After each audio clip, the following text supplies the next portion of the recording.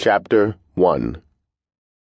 Peyton Blackstone lay on her back, staring up at the gossamer fabric draping the four-poster bed. She'd turned off the air conditioning the night before, leaving the windows open overnight to take advantage of the cooling temperatures.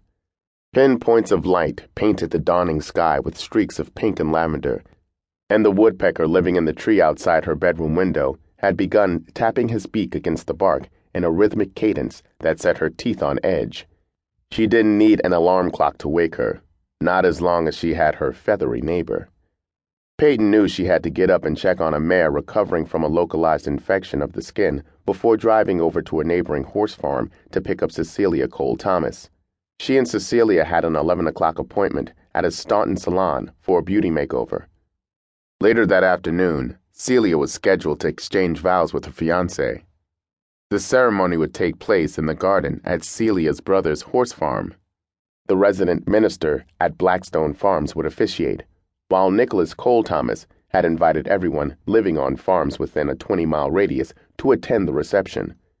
Celia and her fiancé, Gavin Faulkner, had come to Virginia to marry, and at the last possible moment decided to hold the ceremony at Cole Tom Farms rather than at the local courthouse. Peyton, after embarrassingly revealing she liked Celia's brother, had been recruited by Celia to stand in as her maid of honor, while Gavin had asked Nicholas to be his best man. However, she knew Celia's attempt to play matchmaker was destined for failure. Whenever Nicholas visited Blackstone Farms to meet with his mentor, he would give her a barely perceptible nod, looking through her as if she didn't exist. When she'd returned to Blackstone Farms after completing her studies for a degree in veterinary medicine, Peyton had asked her cousin about his protege.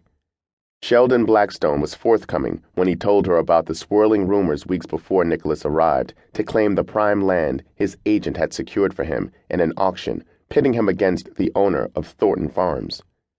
Nicholas's representative finally quoted a price that far exceeded what Jabal Thornton was prepared or able to meet, and over 400 acres and a dilapidated mansion were deeded to the new owner who set up Cole Tom Farms.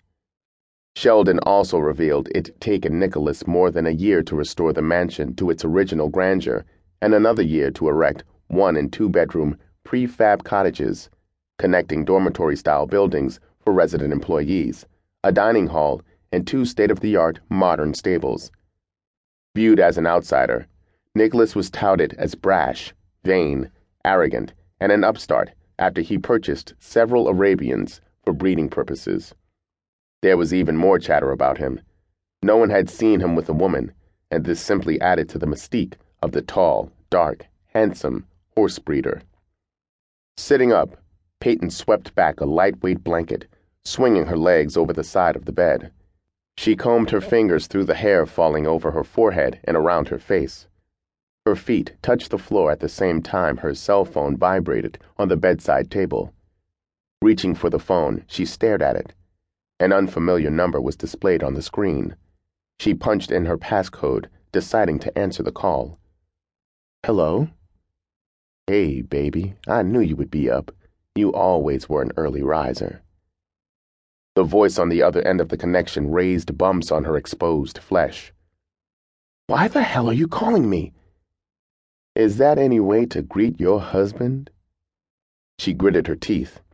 "Ex-husband, Reggie." Peyton knew he hated when she called him Reggie. His deep laugh came through the earpiece.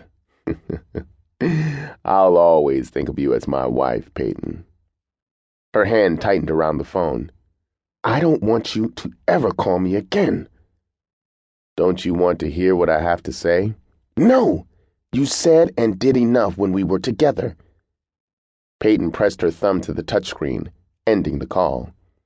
She didn't want to believe he had the audacity to call her when she'd told him emphatically she never wanted to see or hear from him again, and Peyton didn't want to believe that the man with whom she'd wanted to spend her life turned out to be a fraud.